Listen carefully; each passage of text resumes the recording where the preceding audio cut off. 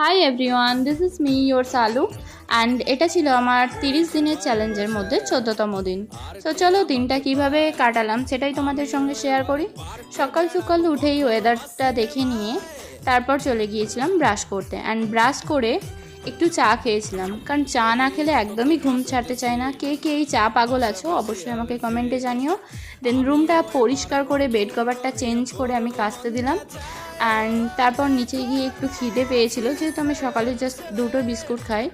So গাছ থেকে একটা লঙ্কা তুলে নিয়ে মাছ ভর্তা করে পান্তা ভাত খেয়েছিলাম, অ্যান্ড তারপর চলে গিয়েছিলাম গোসল করতে, অ্যান্ড নিজের স্কিন কেয়ারটা সারলাম। আর গোসল করে এসে দেখি প্রচণ্ড পরিমাণে বৃষ্টি হচ্ছে। সো স্কিন কেয়ারটা সেরে নিয়ে চলে গিয়েছিলাম দুপুরের লাঞ্চে। আজকে দুপুরের লাঞ্চে বেশি কিছু ছিল না, জাস্ট পমফ্রেট মাছের ঝাল ছিল আর বাঁধাকপি আর আলু দিয়ে একটা তরকারি ছিল। এই দিয়েই লাঞ্চটা কমপ্লিট করে বারান্দায় এসে আবার একটা আম খেয়েছিলাম। অ্যান্ড চলো ভিডিওটা এখানেই শেষ করছি। ভালো লেগে থাকলে লাইক, শেয়ার অ্যান্ড সাবস্ক্রাইব করো। Thank you.